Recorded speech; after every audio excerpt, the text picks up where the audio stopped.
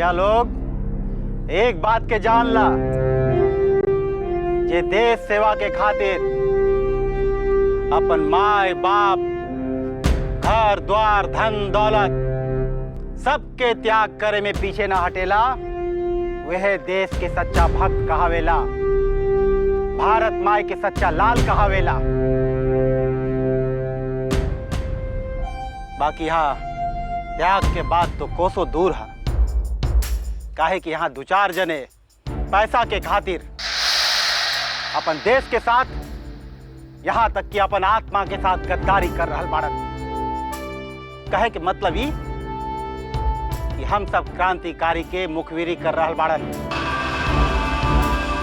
अरे जे क्रांतिकारी लोग आजादी के खातिर लड़ाई लड़ रहल बाड़न, उनका सबके दो चार गो गद्दार पैसा कौड़ी के लालच में पड़ के पकड़वा रहल बाड़न।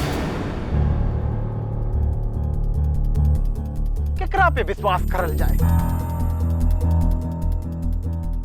ए राजेंद्र, तुहे बतावा, केकरा पे विश्वास करल जाए और केकरा पे ना विश्वास करल जाए? हमर मन के बात पूछा, हमर मन के बात तो हैजा के सब जने हमरा के क्रांतिकारी लगता, देशभक्त लगता। बाकी दुख के बात ई बा, ई में सच्चाई नहीं खे। सच्चाई ई बा कि हमनी के बीच दो चार गो गद्दारों बाड़न।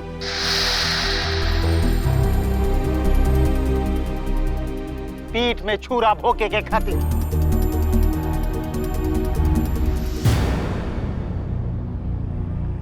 कैसे समझाएं इनका सबके भाई, कैसे समझाएं?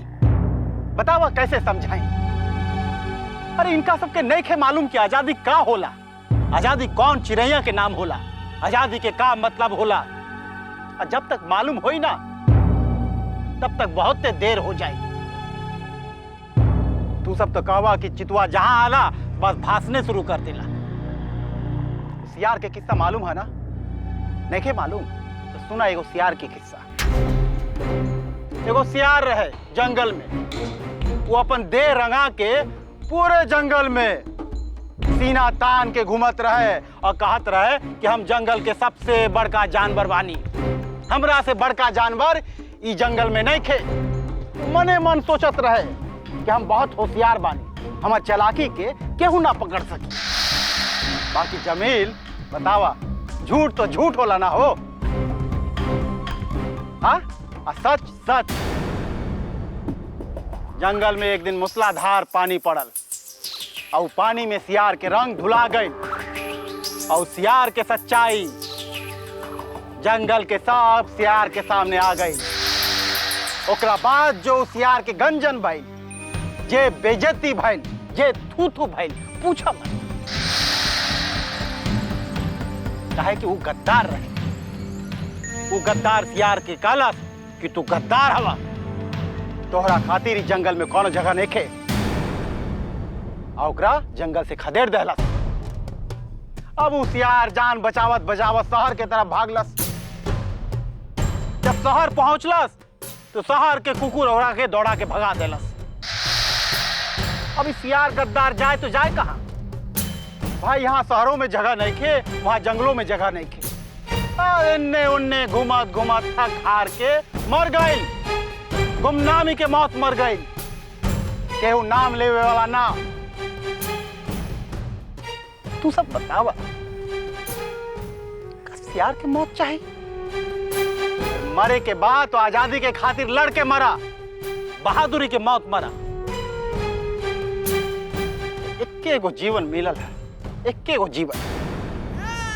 एकरे में हमरा सबके अच्छा काम करे के हा। ऐसा काम करा कि मरे के बाद देश दुनिया गांव समाज नाती पोता काका चाचा दादा सब सीना तान के याद करे कि फलनवा हमर बेटा रहे, फलनवा हमर चाचा रहे, फलनवा हमर काका रहे, जी देश के आजादी के खातिर अपन जान लुटा देलक। चेत जा भाई, चेत जा, ना तो वह कहावत चरितार्थ होई या पछतावत होई का जब चिड़िया चुग जाई खेत। भुवन, ये चित्तू पांडे के इशारा लागता तोहरे ओरी पा। कहीं ऐसा ना हो कि उनका शक के तलवार तोहरे मुड़ी पर गिर जाए। ऐसे पहले ऐसा होके ऐसे बचे के उपाय सोचा। अपन कमीना दिमाग के इस्तेमाल करो भुवन। पांडे भैया, बिल्कुल सही कहा तनी। और भाषण सुन के हमने सबके आत्मा जाग गई। राउर कसम भैया, अगर रहुआ मालूम होके कि हमनी के बीच में गद्दार के बा तो बस हमरा के एक बार बताई। अब भाई यही जा वो गद्दार के गणासी से गर्दन काट दे।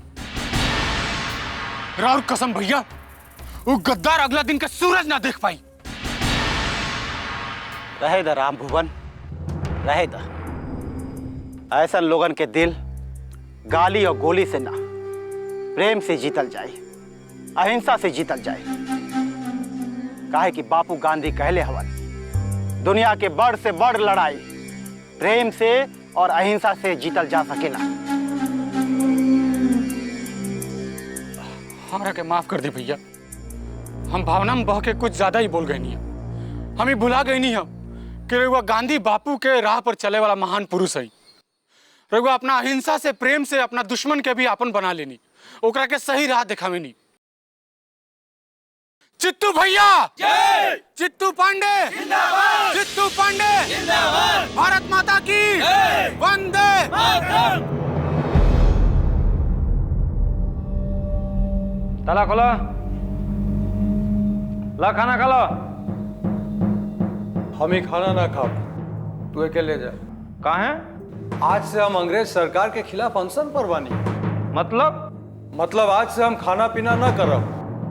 तू जा अपने साहब के बुला के लिए आवा। अच्छा ठीक बा, बुला के लिए आओ थे। ठाकुर भैया, आप दरोगा खान के मुंह लगुआ सिपाही मनोजवा को मार के गर्दनिये टेढ़ कर देली। बड़ा निम्न कैली, बड़ा हराम खोरई करत रहलन सन। बाकी कुछ भइल त ना। अरे होई का सुहावन, वो खान दरोगा हमार बाबूजी के कहले रहे कि ओकरा के भेज दिया। हम थाना गइल भी रहनी। थाना? अच्छा, वो सिपहिया वहाँ रहे कि ना रहे? रस्तवे में ससुरा दर्द से बिलबिलात रहे। देख के करेजा जुड़ा गई ठाकुर भैया, देख के करेजा जुड़ा गई। अब खाए हराम के चन्ना। अरे सुहावन, वो सिपहिया दरोगा से का कहत रहे मालूम बा? कहत रहे कि चना वाला क्रांतिकारी बा। खनवो ओकरे पक्ष लेत रहे, हमरा के ओकरा से माफी मांगे के कहत रहे। जरूर कहत रहलोई, जरूर कहत रहलोई ठाकुर भैया, वर्दी के रोआब में। अरे आखिर सरकारों तो उनके बापे के ना बा। अरे बावर्दी सिपाही के पीटे के का जुर्म होला, ओकर कानून सिखावत रहे खनवा हमरा के। तो हमू कह देनी कि हमरा अनुपस्थिति में हमरा घर में छापा मार के घुसला के का सजा होला, तोहरो मालूम बा? इतने में तो ओकर सिटी पिटी गुम हो गई। फिर कहनी कि देखा हमरो पार्टी में वकील हवन, इतना सुनलक कि ओकर सिटी पिटी गुम हो गई। हम कहनी ए खान, हमरा से टकराइए मत, ना तो कहाँ उड़ जेबे पतो न चलिए। मुरली मनोहर, ई कौन नया नाटक शुरू कर देला खाना ना खाए के? नाटक नहीं साहब, हम अनशन पर बानी। ई का है? आखिर तोहार मांग का बा? तो के तकलीफ का हो? तकलीफ बा साहब, तकलीफ बा। आप हम क्या अदालत में पेश कर दा या आजाद कर दें, नहीं तो हम आज से खाना पानी में हाथ न लगाई। तोहरे खाना पानी त्याग देले से का हम डरा जाई? मुरली, ई तोहार भूल हो और तू यहाँ भूखे ना रह सकेला। हम तो के जबरदस्ती खाना खियाई। सिपाही लोग। जी सर। दरवाजा खोला और एकरा के जबरदस्ती खाना खियावा। देखी तो ही कैसे ना खात।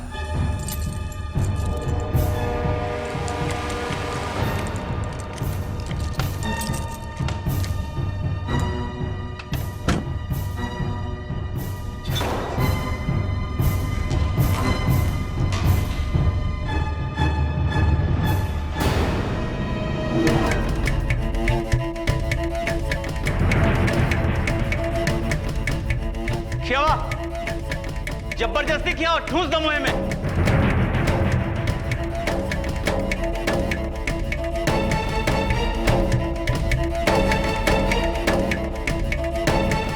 क्या खून जरैले बड़ा खात कहे ना साहब नइखे खात मुंहो नइखे खोलत। मरद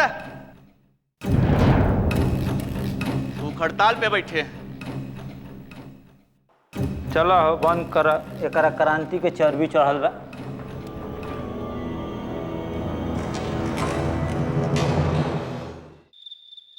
मुरली बाबू ई का भइल? रउआ तो एकदम में झुरा गेल बनी। कुछ नहीं ठाकुर साहब, कहीं आपन का समाचार बा? सब ठीक बा नू? सब ठीक बा, बाकी रउआ ई अपन कैसन हालत बना के रखले बानी? तू सब तो जनते बारा कि हम अन्न पानी छोड़ले बानी, और जबले अंग्रेज सरकार हमार बात ना मानी हम ही अनशन ना तोड़ब। बाकी गुरुजी ऐसे करब तो कैसे चली? क्रांति के काम रुक जाए। और देखी कुछ नहीं चित्तू, बापू महीना महीना तक अन्न पानी त्याग देते रहलन। जब वो दुब्बर पातर आदमी के कुछ ना भइल तो हमरा का हुई? एक दो दिन में हमारी रिहाई हो जाई, कहे कि इंस्पेक्टर साहब हमरा से मिल के गए बाड़े। ठीक बा, तो हमनी के जात बनी, जैसन होके बताई। हाँ, तू लोग भरे का सब काम निपटावा पार्टी के, और हम औते बानी। ठीक बा, रउआ जल्दी आई, हमनी के इंतजार करा। वंदे मातरम। वंदे मातरम। सर, अगर मुरली मनोहर के बारे में कोनो निर्णय ना लेवल गईल तो कुछ भी गड़बड़ हो सकेला।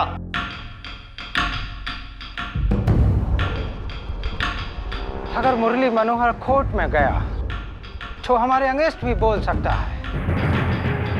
उसे लॉकअप में कितने दिन हो गया? ये कोनो 15 से 20 दिन हो गई साहब। Oh, do you know inspector, Murali Manohar is a well known lawyer of this area. उसे अब लॉकअप में इतने दिन नहीं रखा जाना चाहिए। साहब, अगर हम मुरली मनोहर के छोड़ दें तो हमारे एरिया में असहयोग आंदोलन फिर से तेज हो जाए। मुरली मनोहर अभी हंगर स्ट्राइक पे है, और अगर उसे कुछ हो गया तो हालात हमारे कंट्रोल से बाहर हो सकता है। तो फिर क्या करल जाएगा कप्तान साहब? जाओ और उसे रिलीज कर दो। तो ठीक हो कप्तान साहब, आपके हुक्म पे हम मुरली मनोहर के रिहा कर देते हैं। उस पर नजर रखना। जी सर। विष्णु,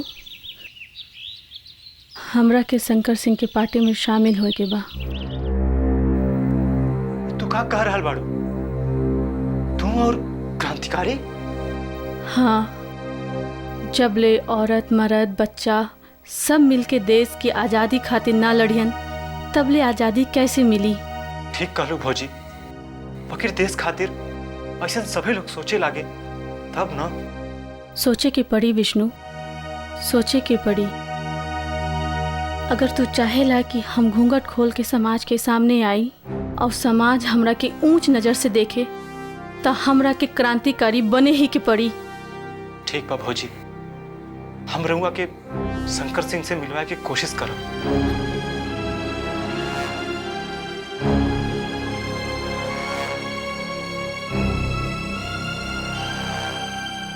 का हो मुरली मनोहर, कैसन हुआ? राहुल के कृपा है। दरवाजा खोला। तो रहुआ हमार बात माने लेनी, अब हम अदालत में बताई। हम तो का अदालत ना ले जाते ही। मतलब तो है रिहा करत है।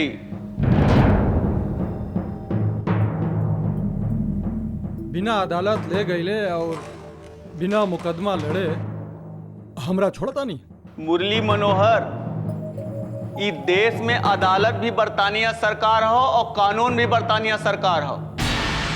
वो जौन चाहिए वो करी। तू मुट्ठी भर लोग इस सरकार का कुछ ना कह सकल। इंस्पेक्टर साहब, अब वो दिन दूर नहीं जब ये मुट्ठी खूंसा बन के तोहरे सरकार के पीठ पर गिरी। बताई हम तो के। वंदे मातरम। चलो तनी।